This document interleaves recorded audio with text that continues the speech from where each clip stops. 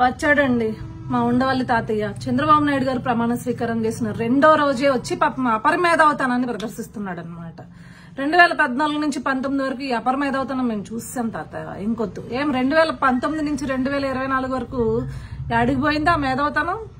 గొంతు ఎందుకు మోగపోయింది? ఆ మార్గదర్శి అను ఇంకొకటను దాన్ని పట్టుకుని ఏడ్చావు గాని అప్పట్లో 2014లో మద్యం బాటిల్ను చూపించి ఇది ఇంతకే తయారైద్ది మీ దగ్గరకు వచ్చేటప్పుడు ఎంత అవుతుందో తెలుసా అని చెప్పేసి ప్రెస్ మీట్ల మీద ప్రెస్ మీట్లు పెట్టి ఓదరగొట్టా.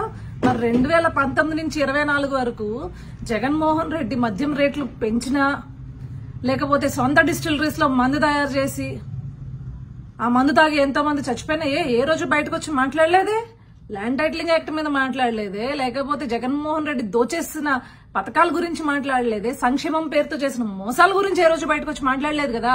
అంటే ఇప్పుడు చంద్రబాబు నాయుడు గారు నీలాంటి వెధవల్ని భరిస్తారు కాబట్టి ఇప్పుడు మాత్రం ఎగేసుకుని ముందుకొచ్చి నీ ఉచిత సలహాలు ఇవ్వడానికి సిద్ధపడిపోయావు చూడు. చంద్రబాబు నాయుడు గారు మంచితనం అది. 2019 నుంచి 2024 వరకు మాట్లాడితే జగన్మోహన్ రెడ్డిని తాట తీస్తాడని మూసుకుని కూర్చున్నాం అనమాట. బాబు అపరమేధావి ఉండవల్లి అరుణ్ కుమార్, నీలాంటోడి ఉచిత సలహాలు మాకు అక్కర్లేదు. చంద్రబాబు నాయుడు గారు నీతో చెప్పించుకునే స్థాయిలో ఆయన లేదు. నువ్వు అంత చెప్పేటోడివి కాదు. రాష్ట్రం కోసం ఏం తీసుకురావాలో, ఎలా నిధులు తీసుకురావాలో, ఎలా పెట్టుబడులు తీసుకురావాలో ఆయన కన్నా అవగాహన ఉన్న వ్యక్తి ఇంకొకటి లేడు. ఫస్ట్ ఆఫ్ ఆల్ రాష్ట్రానికి ఇప్పటి వరకు ఏదైనా అభివృద్ధి జరిగిందంటే ఆయన హయాంలోనే జరిగింది. మళ్ళీ అభివృద్ధి జరిగినా సంక్షేమం జరిగినా ఆయన హయాంలోనే జరుగుతుంది. సో నువ్వో ప్రెస్ మీట్ల ముందుకు వచ్చి ఎదవా ఉచిత సలహాలు ఇచ్చావనుకో,